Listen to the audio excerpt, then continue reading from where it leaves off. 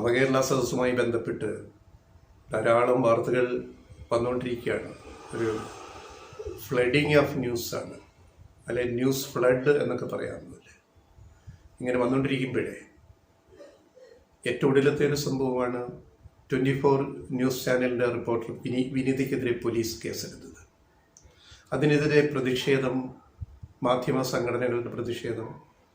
ശ്രീകണ്ഠൻ നായർ 24ൻ്റെ മേധാവി കഴിഞ്ഞ ദിവസം ഒരു വീഡിയോയിൽ വന്ന് പറഞ്ഞ കാര്യം, വളരെ പ്രകോപിതനായിട്ട് ശ്രീകണ്ഠൻ നായർ ഇങ്ങനെ സംസാരിക്കുന്നത് ഞാൻ ആദ്യമായിട്ടാണ് കാണുന്നത്. അദ്ദേഹത്തിന് എന്ത് പറ്റിയെന്ന് ഞാനിങ്ങനെ ഓർത്തുപോയി. അദ്ദേഹം പറഞ്ഞ് ഞങ്ങളെല്ലാം കൂടെ അറസ്റ്റ് വരിച്ച് ജയിലിൽ പോകും, പൂജപ്പുര സെൻട്രൽ ജയിലിൽ പോയി കിടക്കും, വേണ്ടി വന്നാൽ ഇത് പൂട്ടിപ്പോകും എന്നൊക്കെ അദ്ദേഹം സംസാരിക്കുമ്പോൾ അതിൻ്റെ കൂടെ അദ്ദേഹം പറഞ്ഞൊരു വാചകമാണ് എന്നെ കൂടുതൽ ആലോചിപ്പിച്ചത്. അതായത് വളരെ ആലോചിച്ച വാക്കാണ്, വളരെ ആലോചിച്ചാണ് ഞങ്ങൾ ഈ റിപ്പോർട്ട് അവിടേക്ക് അയച്ചത്. അപ്പം ഇതെല്ലാം കൂടെ നോക്കുമ്പോൾ, ഇനി എല്ലാം കൂടെ കൂട്ടി വായിക്കുമ്പോൾ, ഈ വനിതാ റിപ്പോർട്ടർക്കെതിരെ കേസെടുത്തതിൻ്റെ വിശദമായ റിപ്പോർട്ട് പോലീസ് പെരുമ്പാവൂർ മജിസ്ട്രേറ്റ് കോടതിയിൽ സമർപ്പിച്ചു കഴിഞ്ഞ ദിവസം. പെരുമ്പാവൂരിൽ വെച്ചിട്ടാണ് നവകേരള ബസ്സിന് നേരെ ബൂട്ടെറിയുന്നത്. അതാണല്ലോ കേസ്. ഈ ബൂട്ടെറിയാനുള്ള സാഹചര്യം, അതിൽ ഈ റിപ്പോർട്ടർ ചാനലിൻ്റെ പങ്ക്, അല്ലെങ്കിൽ അവരുടെ ബന്ധങ്ങൾ, കമ്മ്യൂണിക്കേഷൻ ഒക്കെ വെച്ചിട്ട് വിശദമായ റിപ്പോർട്ടാണ് കോടതി പെരുമ്പാവൂർ മജിസ്ട്രേറ്റ് കോടതിയാണ് അവിടെ സമർപ്പിച്ചിരിക്കുന്നത് പോലീസ്. ആ പോലീസ് റിപ്പോർട്ടിൽ പറയുന്ന കാര്യങ്ങൾ ഇത് ഞങ്ങളുടെ ഭാവനയിൽ നിന്ന് പറയുന്ന കാര്യങ്ങളല്ല. അത് കോടതി അതിൻ്റെ തെളിവുകൾ കണ്ടെത്തി, കോടതി അതെന്താണെന്ന് വെച്ച് തീരുമാനിച്ചു. ഈ റിപ്പോർട്ടർ, വിനീത എന്ന റിപ്പോർട്ടർ, ഈ കേസിൽപ്പെട്ട 4-5 പ്രതികളുണ്ട്. അവരൊക്കെ KSU യൂത്ത് കോൺഗ്രസ് പ്രവർത്തകരാണ്. ഈ വിനീത പണ്ട് KSU ആയിരുന്നു എന്ന് പല റിപ്പോർട്ടുകൾ വരുന്നു. ആയിരിക്കാം.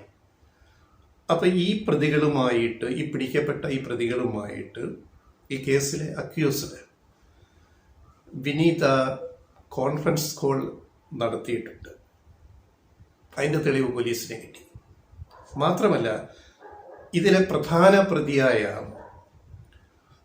KSUവിൻ്റെ സംസ്ഥാന ജനറൽ സെക്രട്ടറി, വെറും KSUക്കാരനല്ല, KSUവിൻ്റെ സംസ്ഥാന ജനറൽ സെക്രട്ടറിയാണ്, ബേസിൽ വർഗീസുമായിട്ട് വിനീത നിരന്തരം സംസാരിച്ചതിൻ്റെ തെളിവുകൾ പോലീസ് പെരുമ്പാവൂർ മജിസ്ട്രേറ്റ് കോടതിയിൽ ഹാജരാക്കിയിട്ടുണ്ട്. അത് പ്രകാരം രാവിലെ ഡിസംബർ 10 ഈ സംഭവം.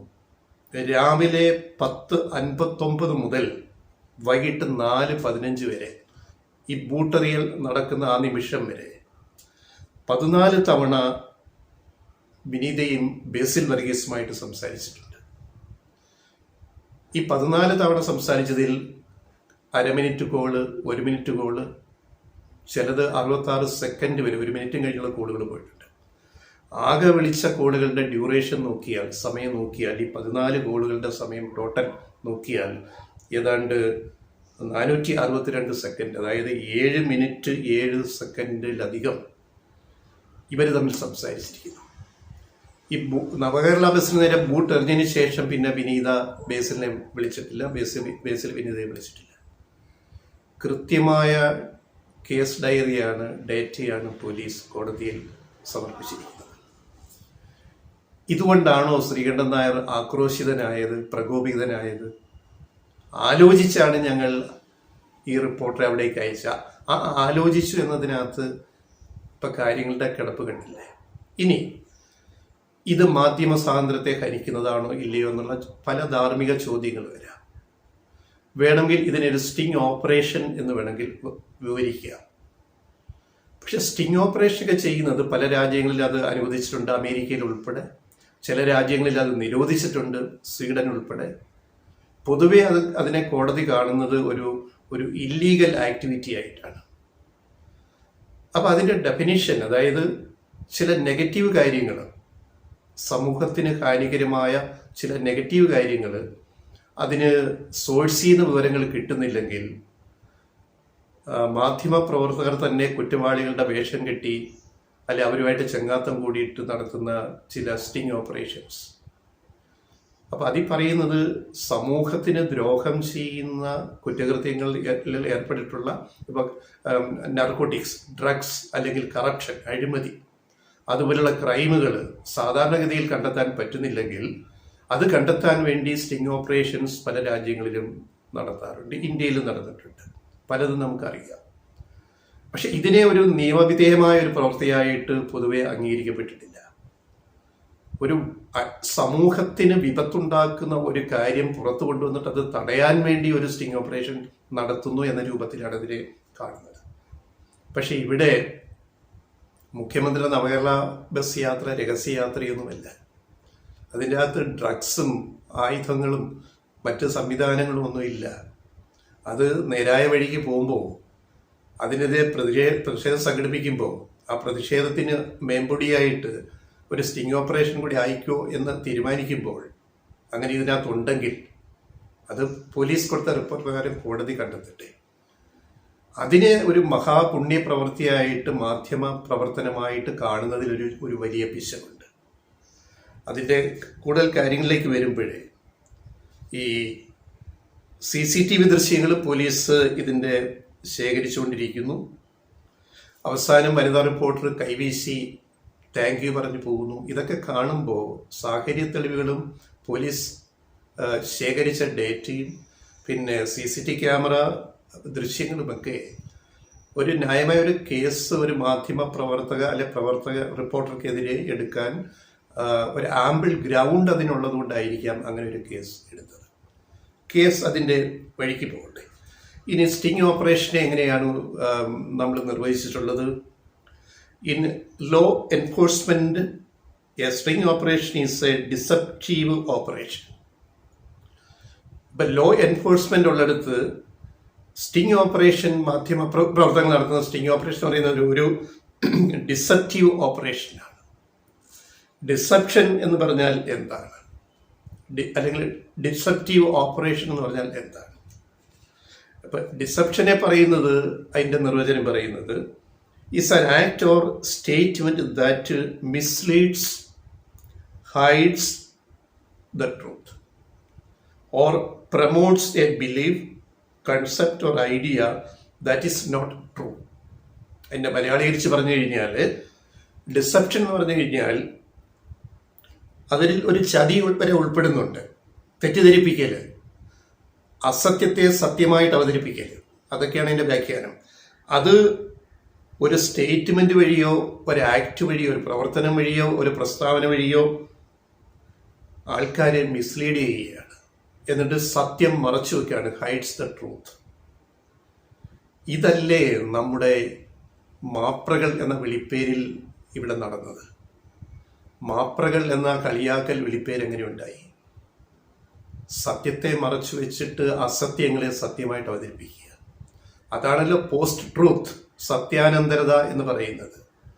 മാധ്യമങ്ങൾ വിളമ്പുന്നത്, ചാനലായാലും പത്രമായാലും പല ഓൺലൈനായാലും അസത്യത്തെ സത്യമായിട്ട് അവതരിപ്പിക്കലാണെന്ന് എത്രയോ ഉദാഹരണങ്ങളുണ്ട്. നവകേരള ബസ്സുമായിട്ടും ബന്ധപ്പെടുത്തി എത്രയോ ഉദാഹരണങ്ങൾ വന്നു കഴിഞ്ഞു. ഉദാഹരണം, ഈ ബസ്സിന് സ്വിമ്മിംഗ് പൂളുണ്ട്, പിന്നെ ബാക്കി സൗകര്യങ്ങളെല്ലാം ഉണ്ട്, പിന്നെ കറങ്ങുന്ന മേശ, പിന്നെ ലിഫ്റ്റ്, ആകപ്പാടെ അതിൻ്റെ അകത്തൊരു കക്കൂസ് മാത്രമേ ഉള്ളൂ അഡീഷണൽ. ഒരു സാധാരണ ബസ് KSRTCയുടെ എന്തൊക്കെ കഥകളായിരുന്നു ജനങ്ങളെ വിശ്വസിപ്പിച്ചത്? അതാണിവിടെ പറയുന്നത്. It is deception. മാധ്യമങ്ങൾ ചെയ്യുന്നത് സത്യം പറയലാണോ, സത്യം വിളിച്ച് പറയലാണോ ചെയ്തുകൊണ്ടിരിക്കുന്നത്? എന്താണ് മാപ്രാകുന്ന വിളി നമ്മൾ കേൾക്കേണ്ടി വരുന്നത്? ഞാനൊരു മാധ്യമ പ്രവർത്തകരാണ്. സത്യം മറച്ചു വെച്ചിട്ട് കള്ളത്തരങ്ങൾ റിപ്പോർട്ട് ചെയ്യുക സത്യമായിട്ട്. അതല്ലേ ഈ ബസ്സിനെ പറ്റി പറഞ്ഞുണ്ടാക്കിയത്? എന്നിട്ട് ആരെങ്കിലും ഏതെങ്കിലും മീഡിയ മാപ്പ് പറഞ്ഞോ, ഖേദം പ്രകടിപ്പിച്ചോ, ഞങ്ങൾ കൊടുത്ത വാർത്ത തെറ്റായിപ്പോയി? ഞാൻ ഉദാഹരണം മാത്രമേ പറഞ്ഞുള്ളൂ, വേറെ പലതും ഉണ്ട്. അത് നീണ്ടുപോകും, അതുകൊണ്ട് ഞാൻ പറയുന്നില്ല. അപ്പം നമ്മൾ ചെയ്യുന്ന എന്താ? നമുക്കൊരു സ്വയം ചോദ്യം വേണം. എന്നിട്ട് ഇതെല്ലാം ചെയ്തിട്ട് ഒരു നിയമവിരുദ്ധമായിട്ടൊരു പ്രവർത്തനമാണെങ്കിൽ അത് ചെയ്തിട്ട് മാധ്യമ സ്വാതന്ത്ര്യം എന്ന് പറഞ്ഞാൽ നിലവിളിക്കരുതെന്ന് ഞങ്ങൾ മുമ്പൊരു വീഡിയോയിൽ പറഞ്ഞിട്ടുണ്ട്. മാധ്യമ സ്വാതന്ത്ര്യം എന്ന് പറഞ്ഞാൽ മാധ്യമ പ്രവർത്തകർക്ക് അഡീഷണൽ പ്രിവിലേജ് ഒന്നുമില്ല. ഈ രാജ്യത്തെ സാധാരണ പൗരനുള്ള അവകാശങ്ങൾ, സ്വാതന്ത്ര്യ അവകാശങ്ങൾ, ആർട്ടിക്കിൾ പറയുന്ന 19 പറയുന്നവരുടെ അവകാശങ്ങളല്ലാതെ, പ്രിവിലേജ് അല്ലാതെ പ്രവർത്തകർക്ക് പ്രത്യേകിച്ച് ഒരു പ്രിവിലേജും ഇല്ല. അത് മാധ്യമപ്രവർത്തനം ഇറങ്ങുന്നവർ ആദ്യം മനസ്സിലാക്കണം. മാധ്യമപ്രവർത്തകർ, നിങ്ങൾക്ക് ഒരു പ്രിവിലേജും ഇല്ല. നിങ്ങൾക്ക് വഴിയിലിറങ്ങി ഒരാളുടെ ഫോട്ടോയോ ദൃശ്യങ്ങളോ ക്യാമറയിൽ പകർത്താൻ നിങ്ങൾക്ക് ആ ആളിൻ്റെ പെർമിഷൻ ഇല്ലാതെ അനുവാദമില്ല. ആ ആളിൻ്റെ വഴി കൂടെ നടന്നു പോകുന്ന ഒരാളിൻ്റെ, അവർക്ക് നിയമത്തെ പറ്റി അറിയാത്തതുകൊണ്ടായിരിക്കും അവർ മിണ്ടാതെ പോകുന്നത്. അല്ലെങ്കിൽ അവരായിരിക്കും പോട്ടെ, മാധ്യമങ്ങൾ അങ്ങ് ചെയ്തോട്ടെ, അവരുടെ എന്തെങ്കിലും ചെയ്തോട്ടെ. ഇപ്പം ഞാൻ വഴി നടന്നു പോകുന്നു, ഞാനൊരു സാധാരണ പൗരനായിട്ട് പോകുന്നു, മാധ്യമപ്രവർത്തനം അല്ലാതെ പോകുന്നു. ഒരു ചാനലിലല്ലേ വന്ന് ഒരു ഫോട്ടോഗ്രാഫർ വന്നിട്ട് എൻ്റെ പടമെടുക്കുമ്പോൾ നോ പറയാനുള്ള അവകാശം, പ്രിവിലേജ് എനിക്കുണ്ട്. എൻ്റെ അനുവാദം ഇല്ലാതെ എൻ്റെ ദൃശ്യങ്ങൾ എടുത്തുകൂടാ. അതാണ് ജനാധിപത്യം, അതാണ് ആവിഷ്കാര സ്വാതന്ത്ര്യം, അതാണ് ഈ പറയുന്ന പൗരാവകാശങ്ങൾ. പക്ഷെ നമ്മൾ എടുക്കുന്നു, കൊടുക്കുന്നു, ഒരു ജാഥയുടെ എടുക്കുന്നു, അവരാരും പരാതിപ്പെടാൻ പോകുന്നില്ല. അത് പ്രക്ഷോഭങ്ങളൊക്കെ അങ്ങനെ എടുക്കുന്നു.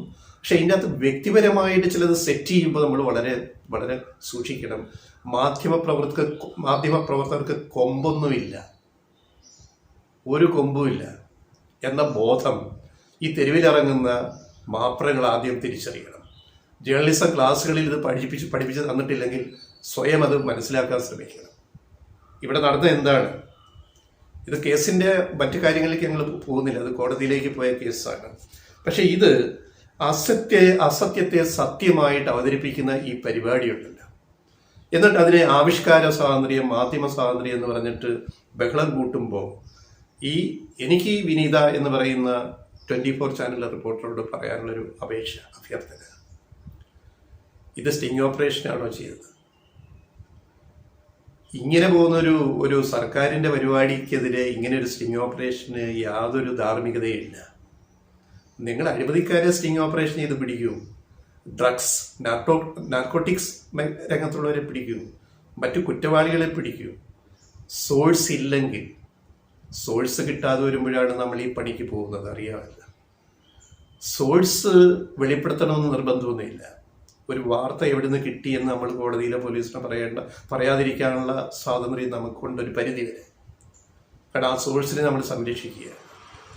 ഇതൊന്നും ഇല്ലാത്ത ഒരു പൊതുപരിപാടിയിൽ പോയിട്ട് ഇങ്ങനെ ഒരു നാടകം കളിച്ചിട്ടുണ്ടെങ്കിൽ, ഇപ്പോൾ വന്ന ഈ തെളിവുകളാണ് ഞങ്ങൾ പറഞ്ഞത്, അത് മാധ്യമപ്രവർത്തനമാണെന്ന് അങ്ങ് വാശി പിടിക്കരുത്.